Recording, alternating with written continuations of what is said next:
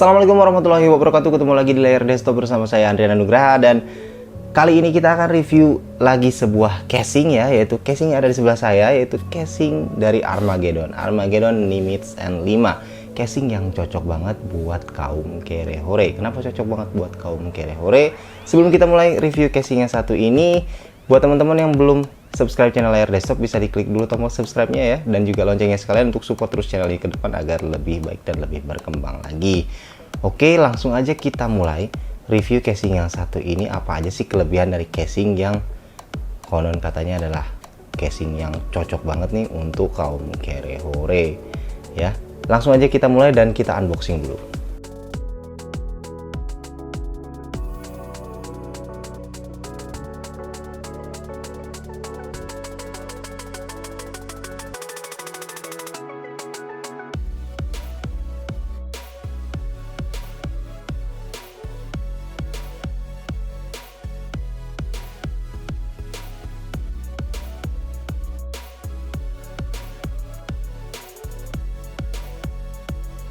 Oke teman-teman, kita udah unboxing ya casingnya, dan ini adalah tampilannya seperti ini. Jadi casing ini secara ukuran kalau kita lihat seperti ini agak cukup kecil ya, karena memang casing ini support maksimum ukuran motherboard sampai micro ATX maksimum. Jadi kalian harus perhatikan kalau beli casing ini, jelas harus kalian pikirkan motherboard yang kalian pakai itu harus berukuran maksimum micro ATX ya. Jadi jangan sampai kalian beli motherboard ATX dipasangkan di casing ini, nggak akan muat gitu kan. Nah, kalau secara dimensi ya, secara dimensi keseluruhan, dia punya panjang sekitar 330 ya, ini 330 mm, tingginya adalah 430, dan di sini lebarnya adalah sekitar 208 mili. Jadi ukuran yang hitungannya masih cukup kecil ya, masuk ke micro ATX memang ya. Wajar, jadi ukuran dalamnya ini adalah micro ATX. Nah, kalau kita perhatikan di bagian depannya ini ya, di sini ada logo Armageddon ya. Ada logo Armageddon. Di sini ada tulisan Nimitz N5 Aurora ya di bawahnya ya. Nimitz N5 Aurora, dan ada hiasan seperti ini, aksen-aksen yang cukup bagus ya kelihatannya gitu. Nah, ini akan, kalau kita nyalakan nanti akan ada nyala RGB di bagian depannya sini yang cukup keren sebenarnya ya. Nanti akan kita coba nyalain seperti apa. Kemudian masuk ke bagian samping ya. Di bagian samping ada sebuah tempered glass di sini ya, yang membuat kita tentu saja bisa menampilkan atau memperlihatkan isi bagian dalam dari PC kita. Oke, kita buka dulu aja bagian sampingnya ini.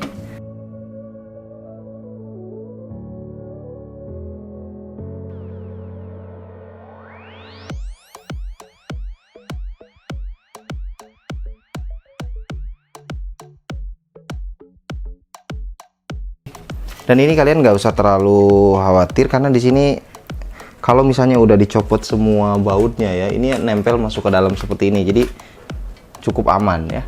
Ya, jadi tapi ya tetap jangan dilepas juga sih. Kalau lepas takutnya tiba-tiba ini copot ya, wassalam, nanti ini bisa jatuh dan pecah ya. Hati-hati. Oke.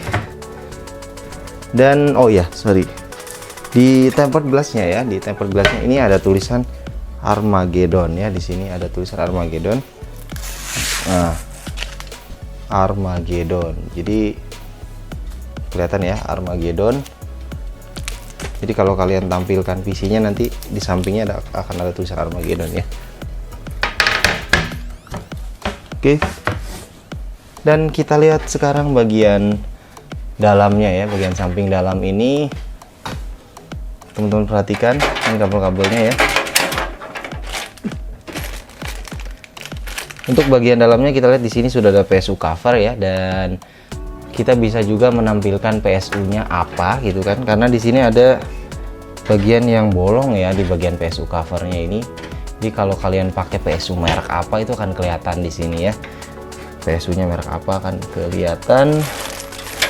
Kemudian di bagian atas sini kita di bagian bawahnya sini itu kita bisa naruh harddisk ya, mungkin 2 buah harddisk berukuran 3,5 inci. Itu kita bisa bisa tambah di sini, atau kita bisa tambahkan fan ya. Fan 2 kali 12 mili 2 kali 12 cm ya.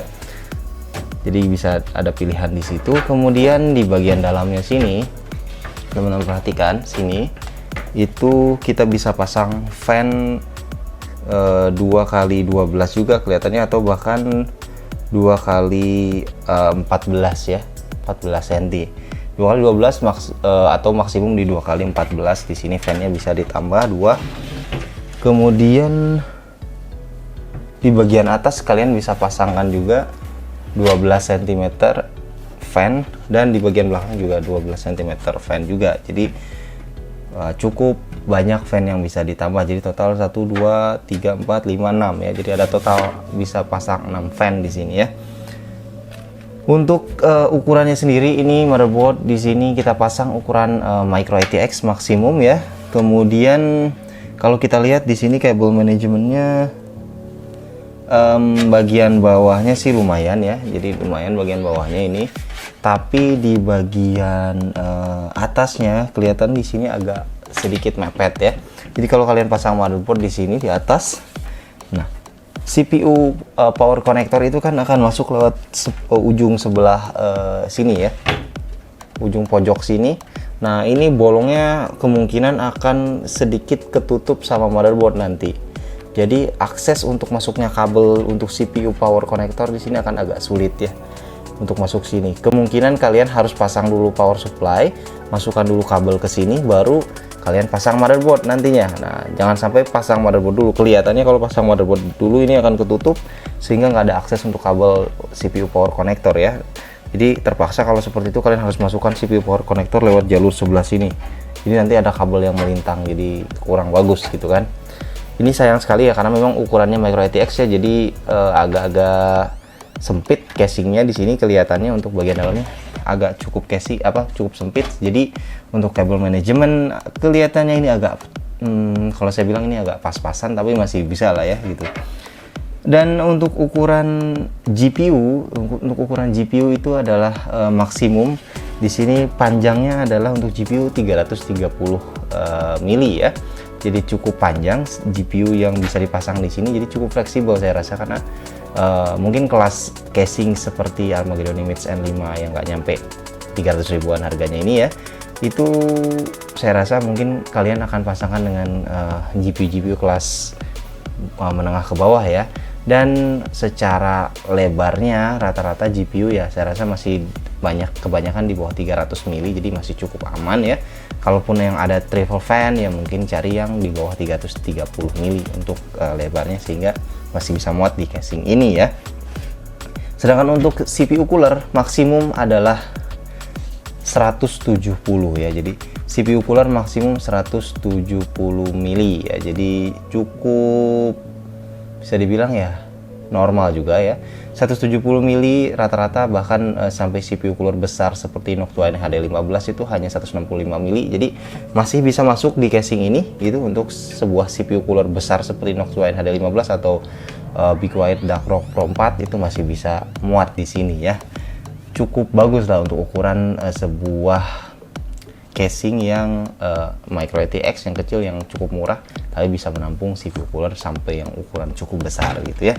Sedangkan untuk pemasangan dari kalau misalnya kalian pakai CPU cooler aja, pakai water cooler ya, pakai IO water cooler, itu maksimum radiatornya kelihatannya adalah di bagian depan ini sekitar 280 mili ya, 2 kali 14. Kalian bisa pasangkan di depan, tapi kelihatannya normalnya sih kalau mau enak itu mungkin maksimum di 240 mili ya di bagian depan, tapi pasang radiatornya. Kalau mau pasang radiator di atas atau di samping sini nggak bisa untuk yang ukuran 240 atau 280, karena memang ini kan ukuran maksimum fan-nya hanya 12 mili.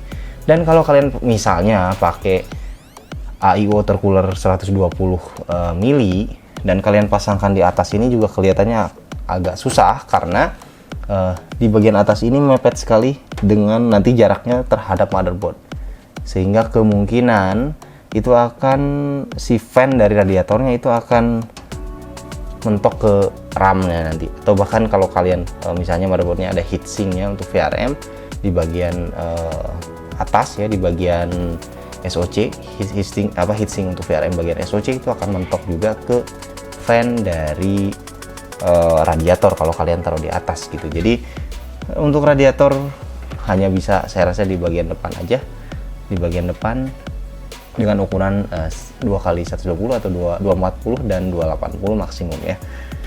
Itu kemudian kalau kita ngelihat di sini, kalau untuk airflow ya, kelihatannya dia hanya ngambil udara dari bagian depan sini ya. Jadi di sini ada sedikit celah, di bagian depan sini ada sedikit celah ya, celah untuk masuk udara, dan kalian bisa pasang fan-nya untuk menarik udara dari sini ya gitu kan. Oke, berikutnya di bagian belakangnya ini ya, ini standar ya, normal seperti halnya kebanyakan casing. Dan untuk expansion slotnya di sini ada total ada 4 ya. Jadi kemungkinan kalau kalian pakai dual GPU di casing ini akan agak sulit ya, karena expansion slotnya sedikit.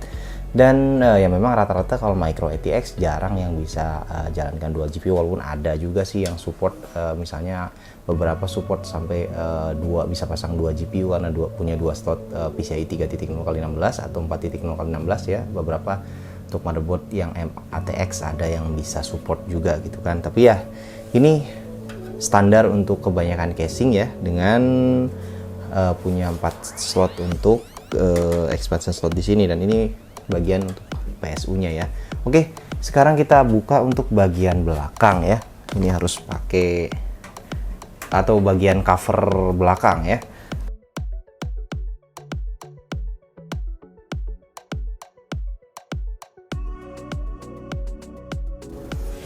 Oke, kita lihat di sini bagian cover belakangnya ya teman-teman. Di bagian sampingnya ini kelihatannya, kalau kita lihat untuk pertama, kalau kita ngeliat bagian belakang itu adalah kabel manajemen dulu ya. Kalau secara kabel manajemen kelihatannya ini agak sedikit mepet banget untuk kabelnya ya. Jadi di sini jarak antara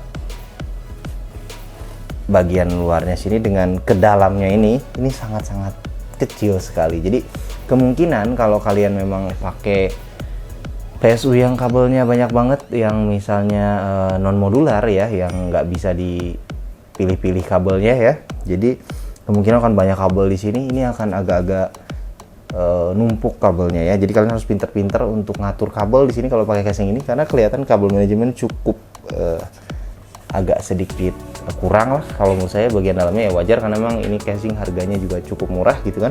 Dan mungkin bisa kalian sembunyiin kabel di sini ya, di bagian sini masih bisa kalian sembunyikan ya sebagian, dan sebagian bisa kalian masukin ke dalam bagian sini gitu kan. Dihindari untuk ada kabel yang banyak di daerah sini, karena di sini jaraknya dengan penutup cover itu sangat-sangat tipis ya. Jadi kemungkinan nanti akan sulit kalian tutup nanti kalau misalnya banyak kabel daerah-daerah sini gitu, terutama daerah bawah juga sama gitu kan. Kemudian kalau kita lihat di sini, kita bisa pasang SSD di sini ya, 2,5 inch, dan di bagian bawahnya kita juga bisa pasang SSD ataupun hard disk ya. Di bagian bawah sini ini bisa pasang SSD atau hard disk. Jadi tadi di bagian depan kita bisa pasangnya di bawahnya tadi ya. Kemudian di belakang juga di sini kita bisa pasang SSD di sini atau hard disk di bagian bawah sini ya, hard disk ataupun SSD. Kalau kita lihat bagian belakangnya ini sih nggak terlalu istimewa ya, saya lihat ya memang wajar karena memang harganya casing ini juga cukup murah. Jadi kabel manajemen kelihatannya bukan menjadi jualan dari casing yang satu ini ya, jadi lebih dia jualan appearance daripada kabel manajemen gitu kan. Oke, ini untuk bagian cover bagian belakang. Kemudian berikutnya kita lihat bagian ini ya, bagian dari front panel ya. Di sini front panelnya ada satu USB 3.0 ya, dan ada USB 2.0, ada 2 ya, HD audio, kemudian ada tombol power dan tombol reset ya. Saya pikir ini standar untuk casing, hampir semua casing ya seperti itu. Dan untuk casing harga 300 ribuan atau nggak nyampe 300 ribuan ini ya, front panel seperti itu saya rasa memang wajar, dan kebanyakan pesaing-pesaingnya pun juga ya bisa seperti itu juga gitu ya. Oke, itu udah kita lihat ya bagian-bagian dari casing ini, dari mulai bagian depannya sampai samping, belakang, dan juga cover bagian belakang. Sekarang kita coba kalau casing ini dinyalakan akan seperti apa sih? Ya, kita akan coba.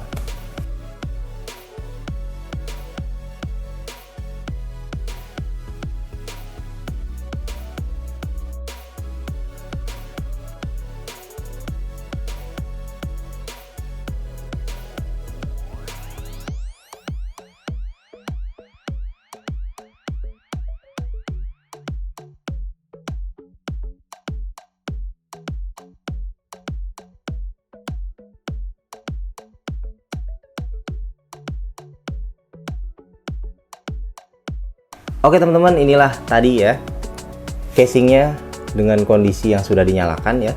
Pada kondisi nyala, casing ini di bagian depannya akan ada nyala LED seperti ini ya, dan ini berubah-berubah warnanya gitu kan, cukup keren secara appearance ya. Jadi ini adalah casing dengan harga yang nggak nyampe 300.000 ya, tepatnya sih per bulan Oktober 2020 ini adalah sekitar 295.000 ya. Kalian bisa dapatkan di beberapa toko online maupun offline ya. Dan dengan harga yang nggak nyampe 300.000, saya rasa secara fitur yang ditawarkan oleh casing ini cukup oke ya. Jadi punya price to performance yang saya rasa cukup oke. Secara visual cukup keren, secara spesifikasi juga cukup lumayan lah ya, dengan ukuran MATX pastinya, Micro ATX. Jadi ini casing bisa menjadi salah satu pilihan yang bagus buat teman-teman kalau yang mau build PC berukuran MATX dan juga ingin punya tampilan yang cukup keren. Meskipun seperti halnya tadi kita bahas bahwa di casing ini juga bukan tanpa kekurangan ya, wajar ya, karena casing ini harga 300 ribuan pastinya ada beberapa kekurangan-kekurangan. Seperti salah satunya adalah dia untuk airflow kelihatannya agak kurang, karena memang celah bagian depan ini agak sedikit sekali ya, kecil sekali celahnya untuk masuknya udara dari bagian depan. Kemudian juga bagian kabel manajemen agak sedikit pas-pasan saya rasa ya untuk casing ini, ukurannya agak sedikit ngepas banget. Dan pengalaman rakit dengan PC ini ya, jadi kalau kalian pasang motherboard itu mungkin untuk ngepasin yang ngebautnya itu agak sedikit perlu tricky sedikit lah ya gitu kan.